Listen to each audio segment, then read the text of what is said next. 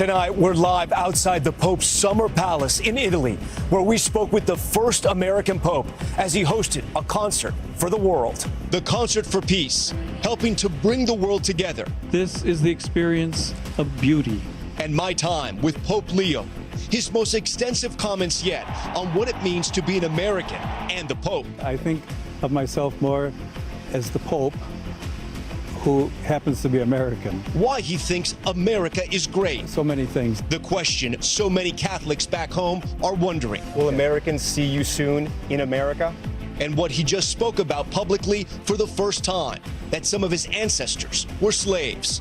We have exclusive access to the extraordinary event hosted by the Pope, his call for peace. I pray that peace may reign in your homes. The school children who have survived so much now celebrated. And the moving performance from one of the greatest tenors ever. Also tonight, heated hearing. Dr. Anthony Fauci invoking the Fifth Amendment more than 100 times, refusing to answer questions about his handling of the pandemic. Now, Republican senators are threatening to hold him in contempt. Right now, violent storms whipping across the Northeast, an apparent twister peeling off this roof, a mill collapsing in rushing waters, streets cut off. We're tracking it all. President Trump vowing revenge after Iran attempted a surprise missile attack on U.S. bases.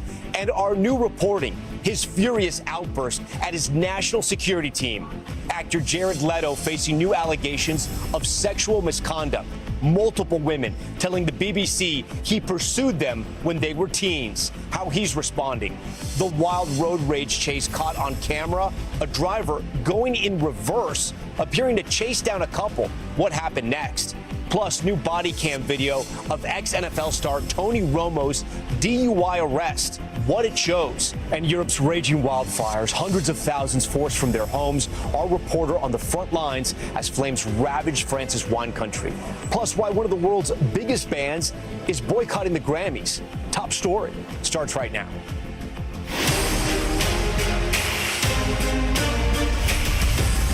This is a special edition of Top Story, a visit with Pope Leo, reporting tonight from the Pope's summer residence in Italy. Here is Tom Llamas.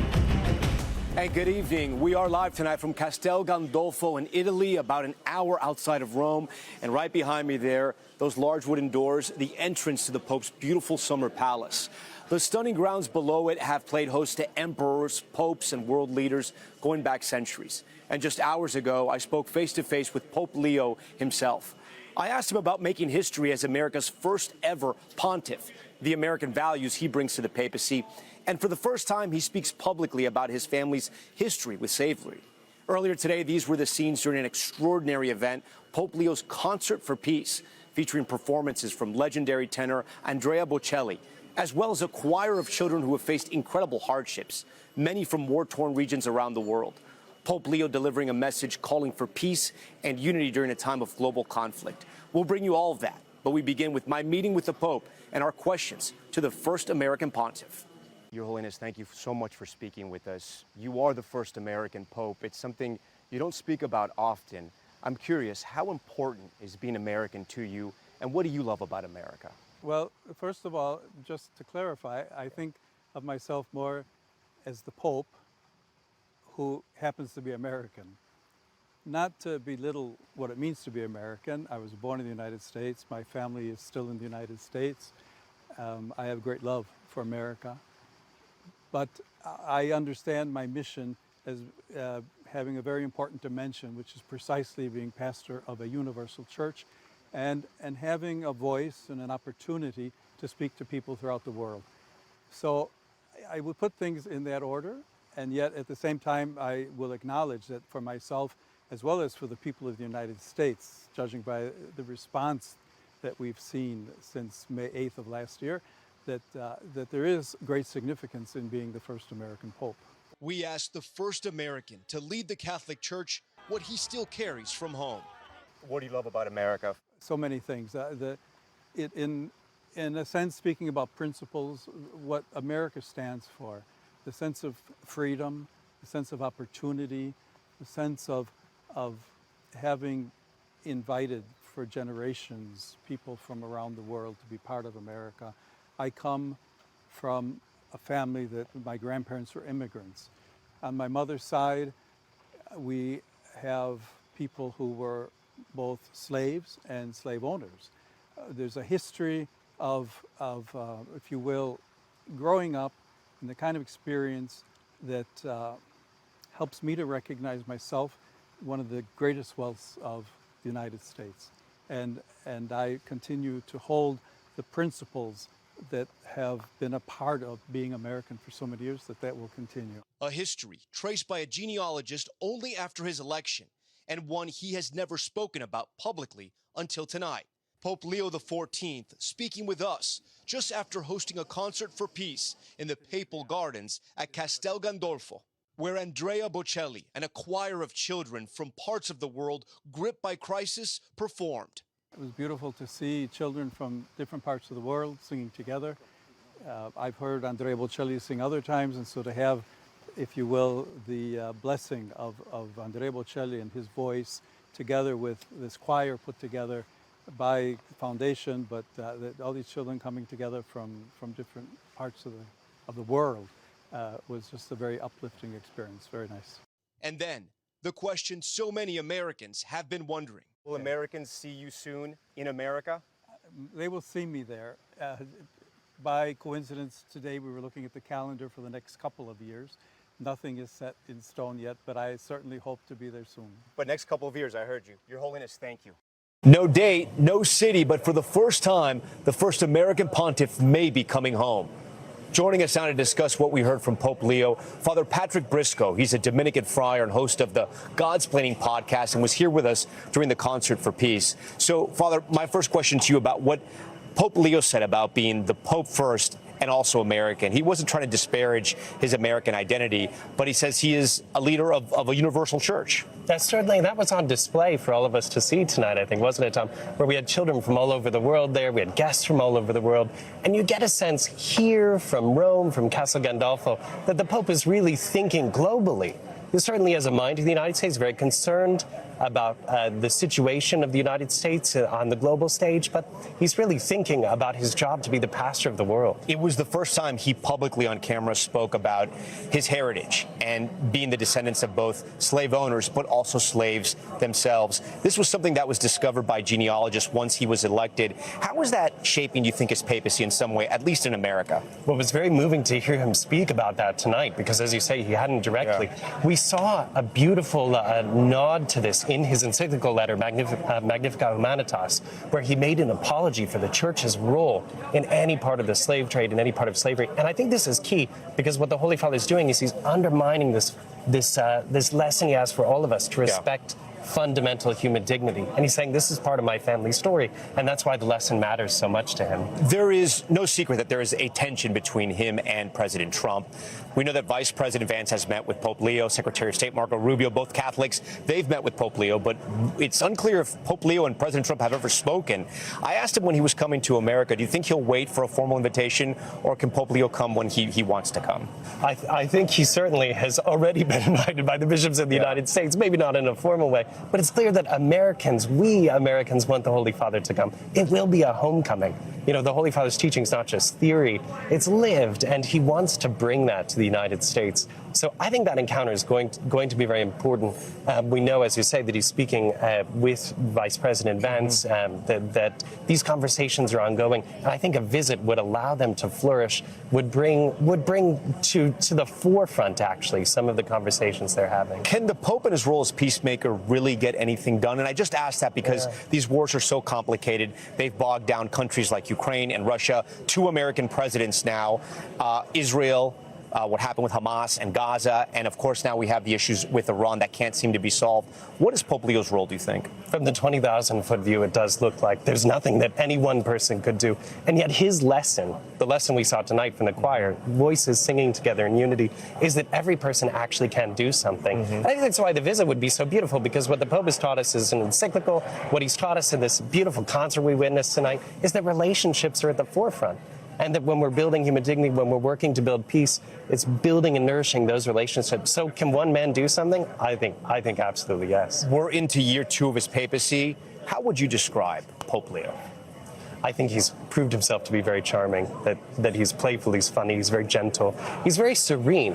And I think in a world, this underscores his mission of peace, actually, in a world where so much seems tumultuous and that could change at any moment, to meet someone who's so calm and steady, I think really captures people. Is it hard for maybe people that want to get to know Pope Leo, that he is very different from Pope Francis, very different from Pope John Paul II? Pope Benedict was sort of his own pope, right?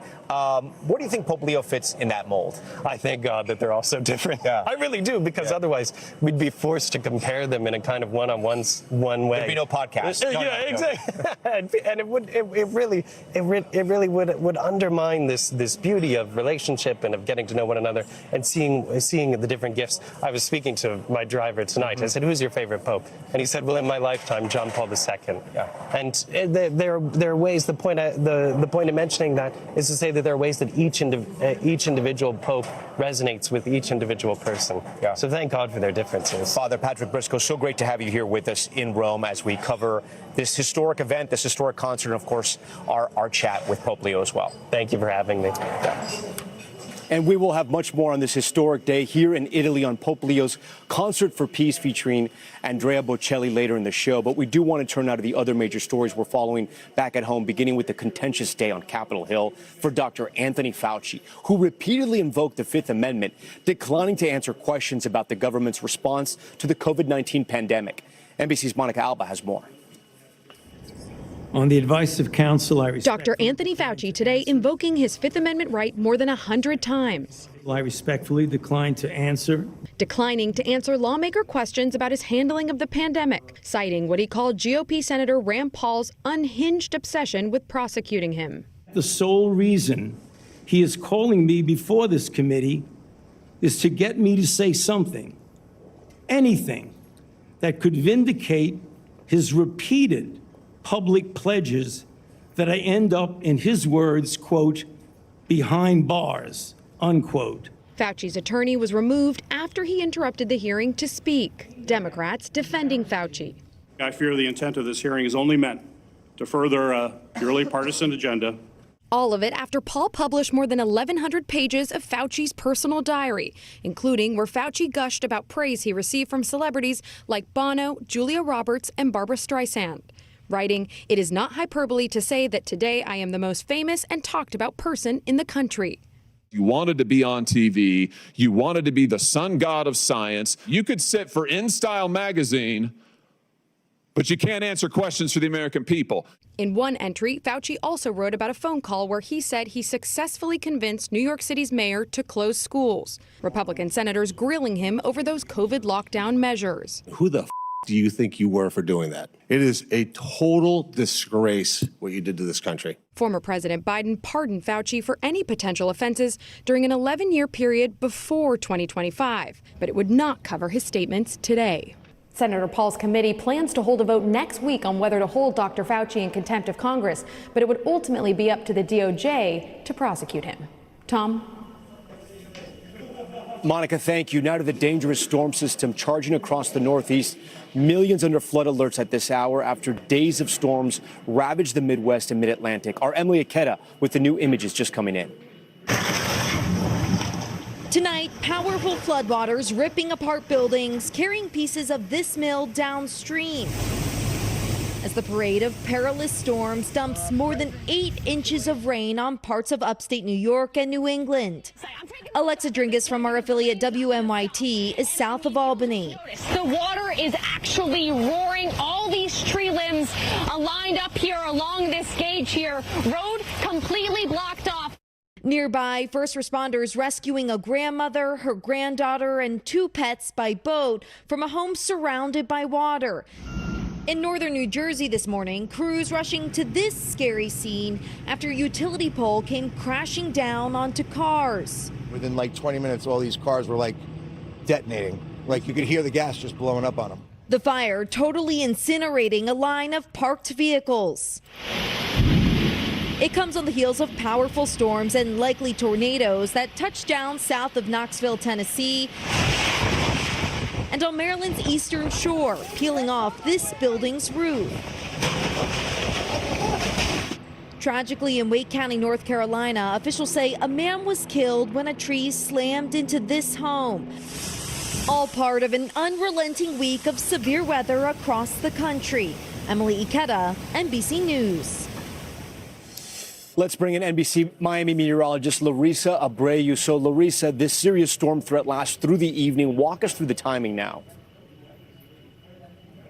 And we're still dealing with some of these flood events, Tom. You could see it nicely here on radar behind me. Heavy rain right now impacting places like upstate New York back towards New England. Some big cities currently under several flash flood warnings that are in effect, like Albany, back towards Binghamton, and then over into parts of Connecticut. So heavy rain with 7 million people impacted by this heavy rain. And I must mention, this is a slow moving system, which is why some of these hard hit neighborhoods are still getting dumped on. It's just really not moving too quickly. And because of it, it's going to stick around at least for the remainder of this evening. We're talking plenty of rainfall across some of these locations, anywhere between 3 to up to 5 inches before it is all said and done. And then we have another top story, which remains the heat advisories that remain in effect for about 72 million people that span from the West Coast to the middle of the country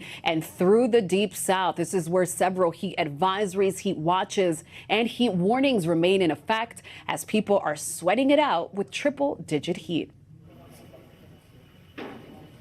Larissa Abreu, great to have you on Top Story tonight. We thank you. We turn to Washington, and President Trump tonight promising to retaliate against Iran for its failed attempt to attack American troops in the region, saying, quote, "We got to smack them a bit." Garrett Haake has the latest. Tonight, smoke rising over a U.S.-owned gas storage tanker in Egypt, following what President Trump suggests was an Iranian drone strike. And it comes after Iran's unsuccessful ballistic missile attack against American assets in Jordan. 5 missiles going 8,600 miles an hour, big ones, coming right at us, and all 5 were shot down. And Saudi Arabia now joining the U.S. in launching precision strikes against Iran-aligned militias in Iraq, with President Trump tonight vowing more retaliatory strikes on Iran. We got to smack them a little bit. Are you going to hit back when they strike? Will I always hit back? Yes. Pretty much. The conflict flaring up again in recent weeks after the Iranian regime broke the ceasefire it signed and fired on commercial ships in the Strait of Hormuz. Since then, both sides trading attacks. But Americans are souring on the war. 72% of respondents in a new poll disapproving of the president's handling of Iran. A U.S. official and person familiar telling NBC News the president's own frustrations about his military and diplomatic options to end the war erupted during a meeting last week with some of his top national security officials. At one point, the president yelling expletives. But the White House says that description is false and that the president trusts his team. Tom? Garrett Haake for us tonight. Garrett, thank you. We want to continue our coverage here, and I want to bring in NBC's Courtney Cuby, who has new reporting on the behind-the-scenes conflict brewing in the Trump administration. Courtney, take us inside that heated meeting between top officials. The president reportedly yelling expletives. So what happened? Yeah, so according to the officials we spoke with, the president was frustrated because they weren't making progress in these talks, this diplomatic effort with Iran. And the president was saying that he just didn't have any good military options. So as you mentioned, Tom, the officials who we spoke with said that it exploded into this expletive-laden yelling by the president among some of his more senior national security officials. Now, we know that we keep hearing from Trump administration officials that talks are ongoing, that Iran wants to make a deal. President Trump saying that publicly himself.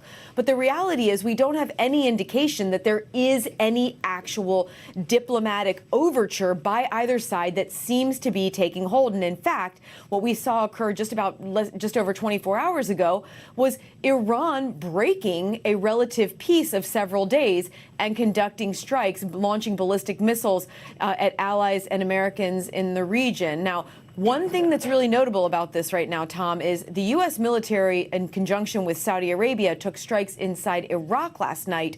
But that was not in direct retaliation for the strikes that Iran carried out, that surprise attack. In fact, that was against Iranian-backed militias who have been carrying out drone attacks for a number of weeks now. So the big question now is, Will the U.S. respond? We have seen them retaliate for the kinds of attacks that Iran carried out last night, Tom. Yeah, Courtney, I guess the big question is, do they expand? Do they change in their nature? And I know you kind of broke down what we can expect, but, you know, the president has always surprised the world sometimes in events like this, but it sounds like he's been growing incredibly frustrated with the people around him that are advising him on Iran.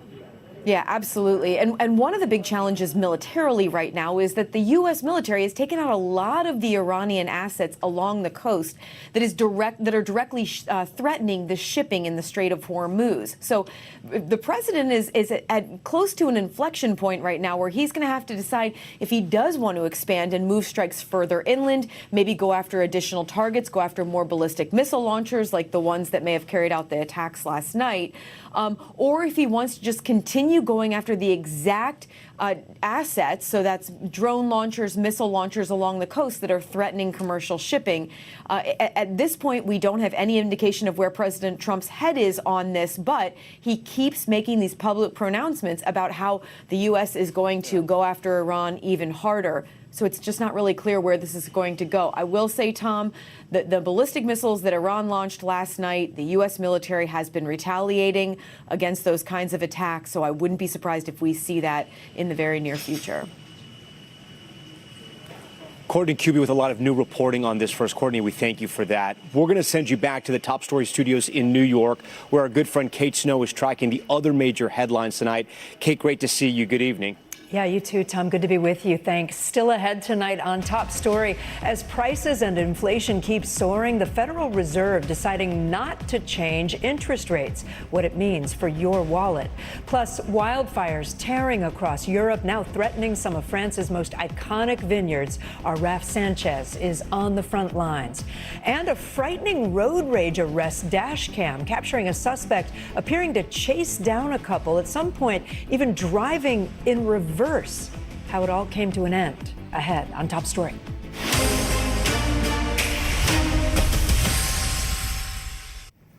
We're back now with scary video out of Oregon, an apparent road rage confrontation that spiraled into a wild car chase. Morgan Chesky has the video and the story.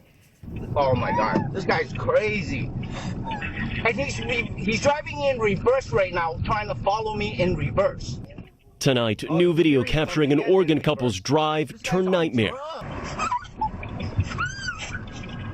Hi, I have a disturbance that someone's following me.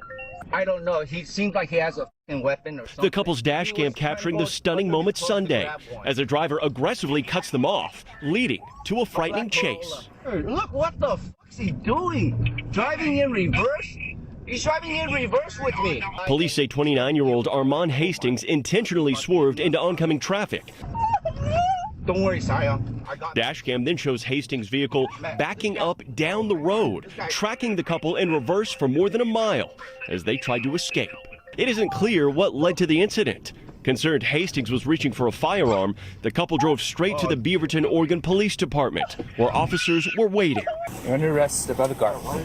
Body cam video shows police pulling a black airsoft handgun from Hastings' jacket pocket. His criminal history includes a 2024 conviction for assaulting an officer. Tonight, the 29-year-old has pleaded not guilty to 4 new charges, including reckless driving and menacing.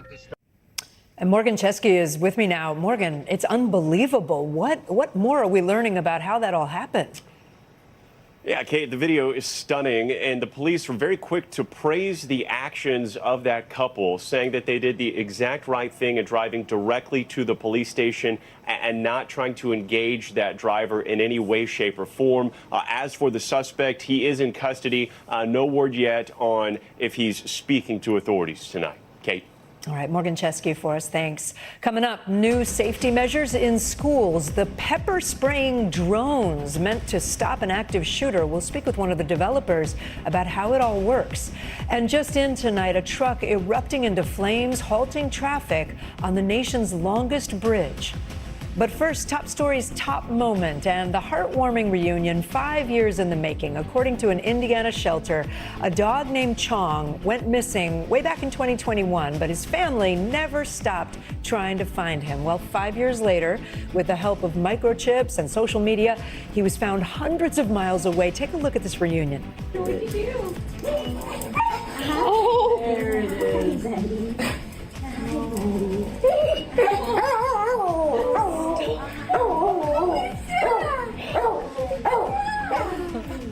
Not just with the owner, he was also reunited with his brother. The shelter says there was not a dry eye in the house that day. Stay with us. More top story on the way.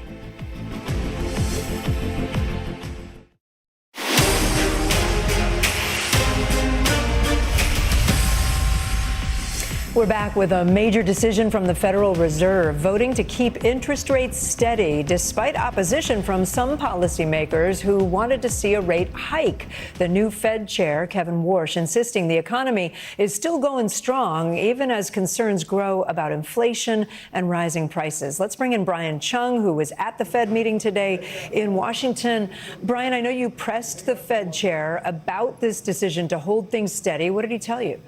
Yeah, well, look, I mean, just to rehash exactly what the Fed did here, they held steady on interest rates, and this is despite the fact that there were some questions over whether or not the Fed might want to hike interest rates today. This was kind of the first meeting in quite a while where there was a real toss-up in that we could have seen a surprise from the Fed in the form of a hike, the Fed opting not to do that despite the fact there were members of that Fed committee that voted against the decision because they did want to see the central bank hike interest rates today. It was a vote of 9-3. But of course, the question is going to be messaging that to the rest of the American public. How are you saying that you want to be tough on inflation when you don't use the tool that you would use, which is hiking interest rates to tamp down on inflation? Here was his message to the average American with regards to what the Fed did today. Take a listen.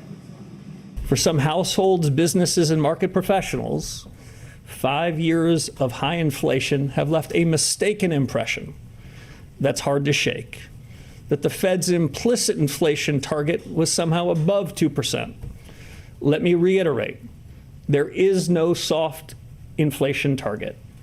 There is no soft implicit target, not on this committee's watch. There's only a target, and it's 2%. And so let's take a look at where we are on that 2% target. If you take a look at the rate of inflation as measured by the Consumer Price Index, you could see that since the war began in February of this year, we have been pretty above the 2% target. But if you zoom out and look at over that 5-year period, we've been above that 2% target for the duration of that time. Kevin Warsh has said we're over 60 months in a row we have seen inflation above 2%. So why didn't they use that tool? I asked the Fed chairman exactly that. How does he message this to the American people? He said that the Fed is on the job. They're trying to address that. And so for that reason, there's a lot of confusion over here over exactly how the Fed is messaging all of this with interest rates holding steady today. And Brian, how rare is it to have 3 of the members of the board dissent like this and say, well, no, we maybe should raise interest rates? Yeah, it's a pretty significant move, and we have seen multiple Fed officials dissenting against decisions before. We saw that happen earlier this year when there were words in the statement that they just simply didn't like. But this is the first time in quite a while that we've seen 3 members at the same time voting for an entirely different policy action. Again, the Fed holding rates steady, but 3 of them said we should have just hiked rates today. I think the challenge is that despite the fact that the Fed did hold interest rates steady today, you still have the expectation that they're going to hike by the end of this year. If you take a look at Wall Street bets over what the Fed's moves are going to be by the end of 2026, the lion's share of them will say they'll have to hike at least one time before the end of this year. That's certainly going to be, impactful for the borrowing costs for mortgage rates, for credit card rates, which all depend on the Federal Reserve's benchmark rate. Yeah, and so today, Brian, how did markets react to all of this? And is there a sense when what you just described might happen? When are those rates going to go up?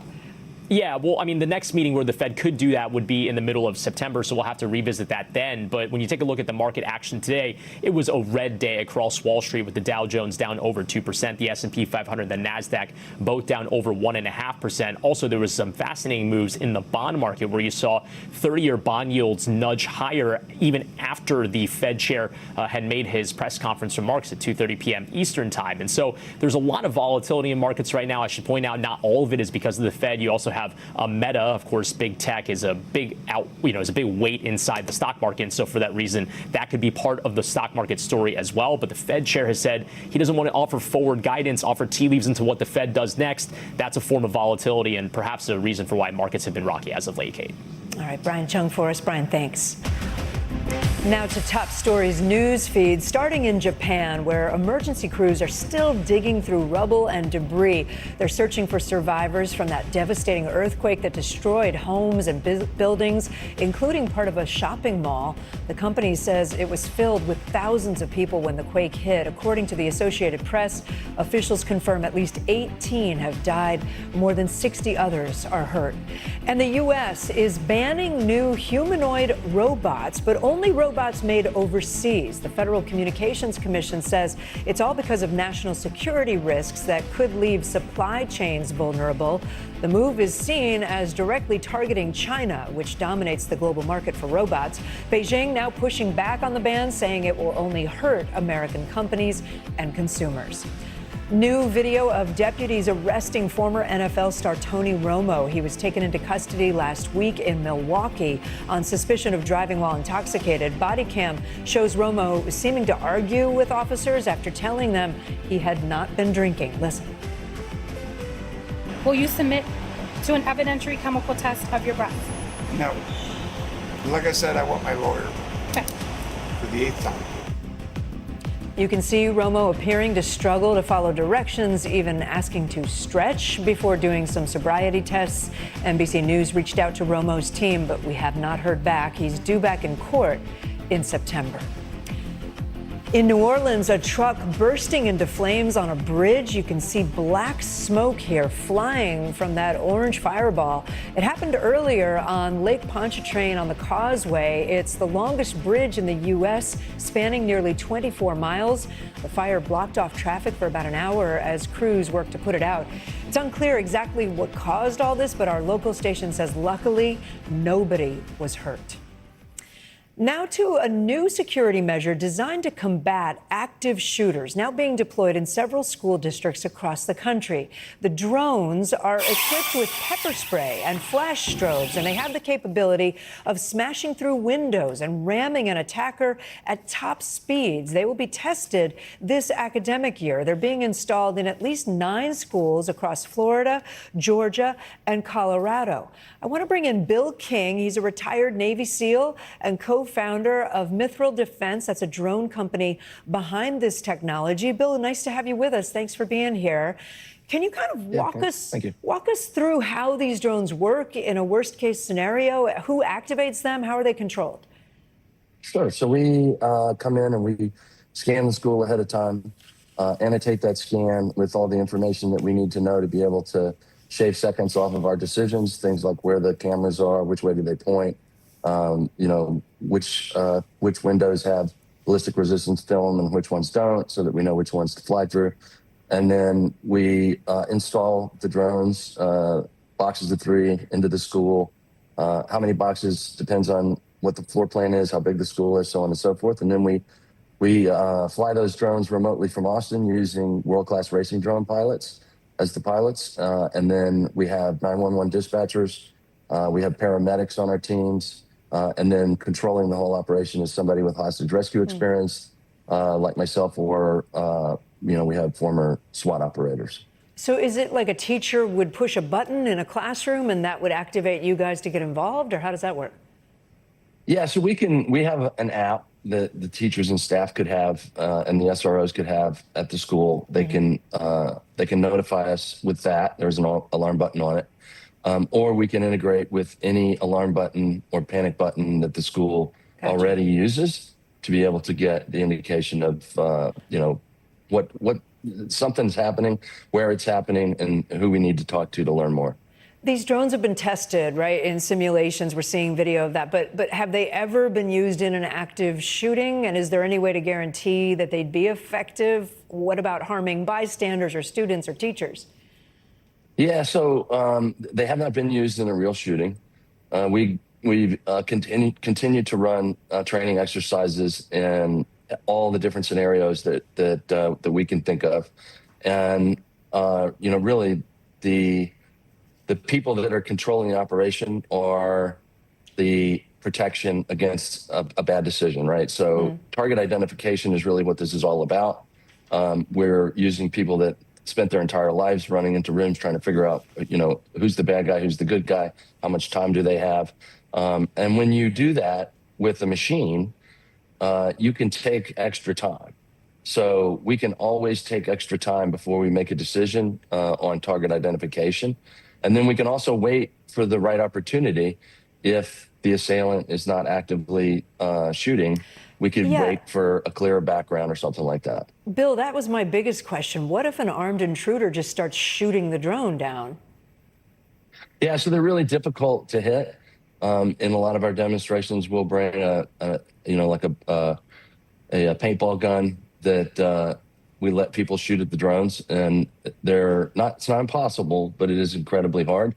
And then when you've got these pilots behind them, they're really good at being able to make evasive maneuvers, and they're also talented enough to be able to get into these tight spaces in a way that's effective to be able to reach the shooter and then start to degrade or incapacitate. Really, we're trying to buy time for that first human being to get there, and we're trying to get that first human being there with more situational awareness and more advantage. Bill, one of the parents of a victim in Florida's Parkland High School shooting, Tony Montalto, he said these drones aren't patrolling, they just pop up when needed, and that's part of the problem. He said we need to focus on the prevention piece rather than the reaction piece. What's your response to that? Well, so we're trying to solve a problem right now. And if we can get to other solutions that are harder to develop, that's great. But what we're trying to do right now is be able to intervene in seconds when something like this happens. And really the way that you have to do that is you have to be there already, and you have to have a team standing by, and that team has to be elite, and they have to be trained, and they have to spend all of their time thinking about this one type of an incident. So sort of a managed service for hostage rescue, if you would. Bill King, thanks for your time tonight. Really appreciate it. Yeah, thank you. Just ahead, actor Jared Leto accused of sexual misconduct by multiple women in a new documentary. How the Oscar winner is responding to those allegations tonight. Plus, why one of the biggest bands in the world, BTS, is boycotting the Grammys, the new award category that could be to blame. Stay with us.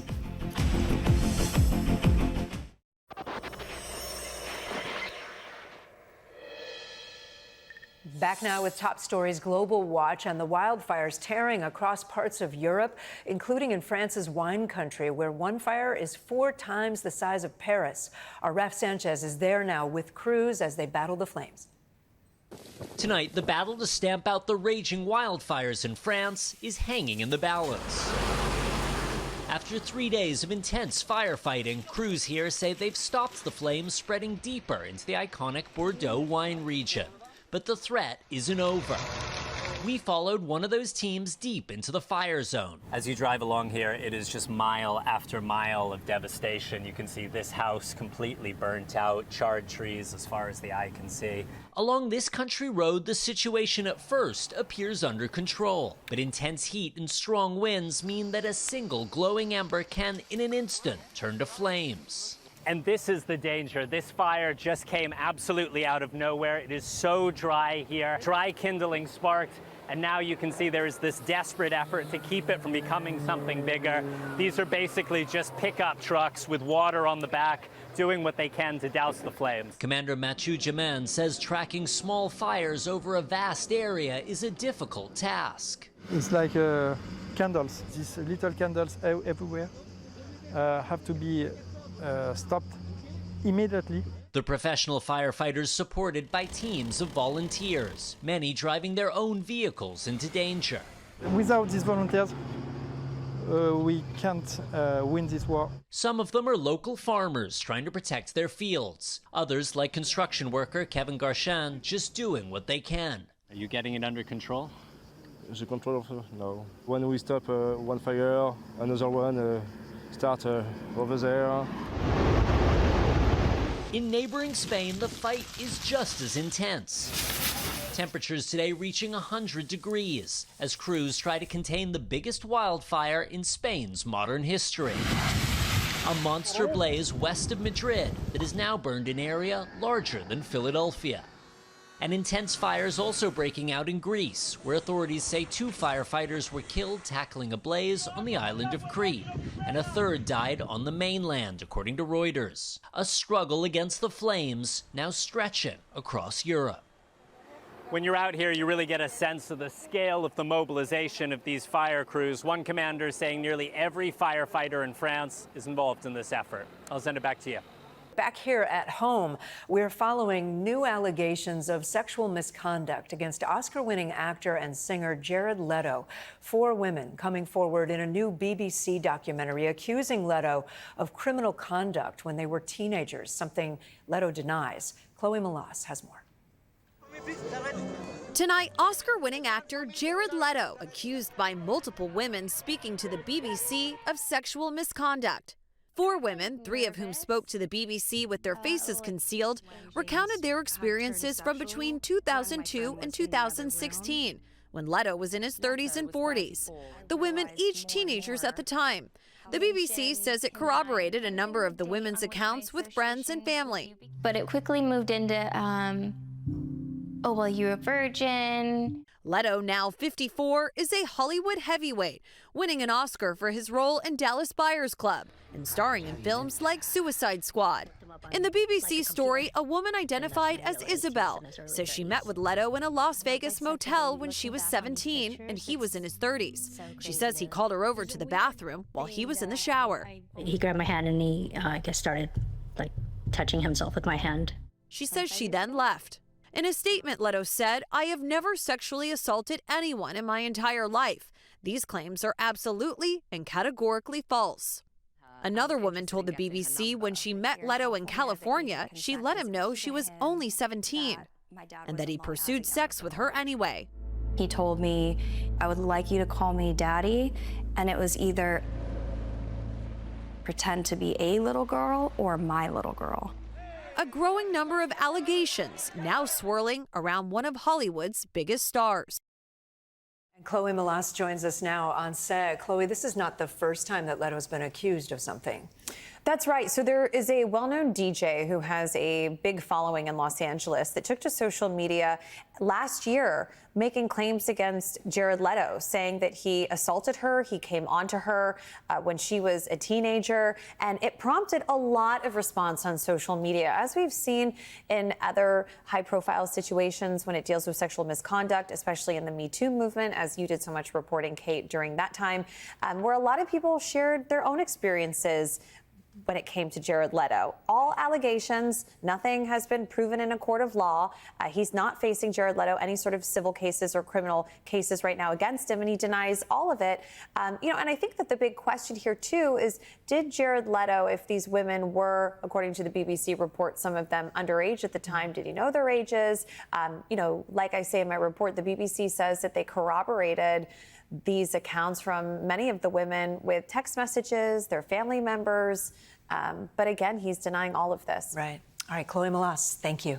We go back to Tom in Italy for more of the sights and sounds from Pope Leo's concert for peace. What Andrea Bocelli told Tom before he took the stage with the children from war-torn parts of the world. And you're going to hear from those children as well. All of that is up ahead next on this special edition of Top Story.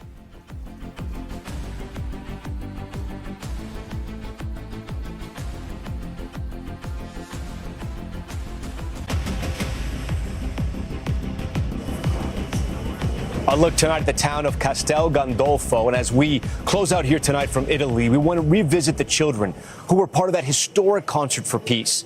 Young singers from parts of the world gripped by crisis coming together alongside legendary singer Andrea Bocelli to share in the power of music. The children of the choir singing before Pope Leo alongside legendary Italian tenor Andrea Bocelli. When you sing and you hear all these children behind you singing as well, how does it feel? It's beautiful because they are angels, Everyone has an incredible story. Their voices carry more than just music. They carry stories of hardship and war. Father, we are children, and we only ask not to be afraid of the dark. War is a dark night. that takes away our friends, our parents, our schools, and our homes. The 164 children and teenagers making up this choir, brought together by the Andrea Bocelli Foundation. They come from Uganda, the Holy Land, and parts of Italy. It must be so gratifying to help these kids find these moments. I am lucky for this, and I can do it because I received a present from God. Today's concert, named Cantico di Pace, or Concert for Peace. As you were singing, did you notice how music drew all of us into an experience of something new? Something that was greater than any one of us alone could create. I spoke to a few of the singers right before their performance. Who's excited about singing for the Pope? Everyone, I guess. All of us. Yeah. 14-year-old Amy is from the Holy Land and already has experienced a lifetime of grief.